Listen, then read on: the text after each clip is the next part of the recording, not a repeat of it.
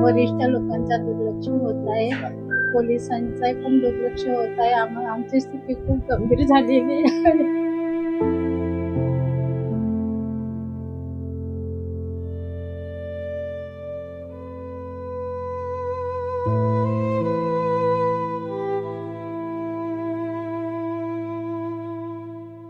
नागपुरात महाल परिसरामध्ये म्हणजे संघ बिल्डिंग ते ऐच्छिक मंदिर या दरम्यान मध्ये 7 जूनला एका वृद्ध सद्गृहस्थांचा अपघात होतो. एक वाहन चालक जो अज्ञात आहे अद्याप त्याने हा अपघात घडून आणला आणि अपघातानंतर आता जवळपास या अपघाताला होऊन 15 दिवसांपेक्षा जास्त झाले आहेत आणि शुक्रवारच्या दिवशी त्या 4-5 दिवसानंतरच लगेच त्या सद्गृहस्थांचा दुर्दैवी मृत्यू होतो आणि आज त्यांच्या मृत्यूला 14 दिवस झाले आहेत. त्यांच्या घरातली जे परिवारजन आहे ते या गोष्टीला घेऊन अत्यंत संतप्त आहे की गेल्या 14 दिवसांपासून ही घटना घडली असून दुर्दैवी मृत्यू झाल्यानंतर सुद्धा 14 दिवस झाले आहेत आणि या अपघातानंतर सुद्धा अद्याप तो जो अज्ञात आरोपी आहे तो अजूनपर्यंत मिळालेला नाहीये.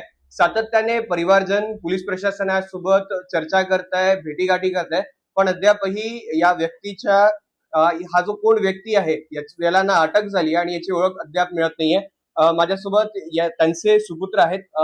मी तुमच्याकडनं जाणून घेईल की काय सध्याची परिस्थिती आहे, कारण 7 तारखेला अपघात घडतो, नंतर काही दिवसांनी दुर्दैवी निधन होतं, परिवारावरती एवढा मोठी शोककळा येते आणि त्यानंतर अजूनपर्यंत यावरती काहीच माहिती मिळत नाही. माझ्या बाबांचा 7 जूनला ऍक्सिडेंट झाला होता ऐच्छिक मंदिर ते बडकस चौक रोडवरती सकाळी 5:30 वाजता. त्या दरम्यान एका 4 व्हीलरने त्यांना रॉंग साईड जाऊन उडवलं होतं. त्यामध्ये ते गंभीर जखमी झाले होते, त्यांना मल्टिपल फ्रॅक्चर्स झाले होते, त्यानंतर ब्लड कॉटेड सुद्धा झाले होते. अशा परिस्थितीत घरच्यांनी आणि पोलिसांनी मिळून त्यांना मेडिकल रुग्णालय ट्रामा इथे ॲडमिट केलं होतं. 4 दिवसानंतर 5व्या दिवशी त्यांची ज्योत मावळली. अशा वेळेस FIR सुद्धा माझ्या लहान भावानी FIR सुद्धा कोतवाली पोलीस स्टेशन नागपूर येथे दाखल केलेला होता. त्यानंतर FIR दर्ज झाल्यानंतर सुद्धा आज 14 दिवस झाले. 14 दिवसामध्ये मी कमीत कमी 7 वेळा इथे गेलो होतो कोतवाली पोलीस स्टेशनमध्ये. रोज जायचो, रोज 12 वाजता गेलं की सायंकाळी 6 वाजेपर्यंत यांच्यासोबत राहायचो. परंतु आतापर्यंत मी माझ्या निदर्शनास जे आलं की वरच्या लेवलचे जे DCP किंवा ACP किंवा PI यांचं त्याच्यामध्ये कुठल्याही प्रकारचं इंटरॅक्शन मला दिसलं नाही. जर त्यांनी यामध्ये जास्त सखोल चौकशी करण्याकरता स्वतः जर काही प्रयत्न केले असते तर आजपर्यंत काहीतरी त्या 4 व्हीलरवाला जो ड्रायव्हर आहे त्याचा आतापर्यंत शोध लागलेला असता. परंतु त्यांच्या हलगर्जीपणामुळे आतापर्यंत कुठलाही असा ठोस सबूत आणि ठोस असं काही मिळालेलं नाही. बडकस चौकापासून ऐच्छिक मंदिर, त्यानंतर ऐच्छिक मंदिर, त्यानंतर आपल्या इकडला जो एरिया आजूबाजूचा सभोवतालचा सेन्सिटिव्ह एरिया असताना सुद्धा इथले सगळे मेन चौकातले पूर्ण कॅमेरे बंद आहे. अजूनही त्या गाडीचा कुठलाही शोध, कुठलाही पत्ता लागलेला नाही. जर ACP किंवा DCP असे जर कोणी याच्यामध्ये इन्व्हॉल्व झाले असते प्रत्यक्षात तर खरंच हा आरोपी जो फरार आहे तो नक्कीच आपल्याला भेटला असता.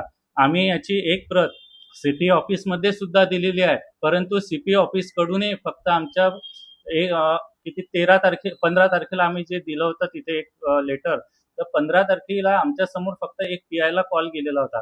परंतु त्यानंतर तिकडनंही कुठलीही भूमिका अद्याप त्यांनी केलेली नाही. म्हणून पोलिसांविषयी आम्हाला सुद्धा थोडासा असा संताप आहे, रोष आहे की आज 14 दिवस होऊनही की अद्याप आरोपी अजूनपर्यंत त्यांना मिळाला नाही. बघायला गेलं तर ही अत्यंत चिंताजनक बाब आहे. आमच्यासोबत यांची आई सुद्धा आहे. काय म्हणाल तुम्ही, गेली 14 दिवस आपण वाट पाहतात, अजूनही आरोपी मिळाला नाही?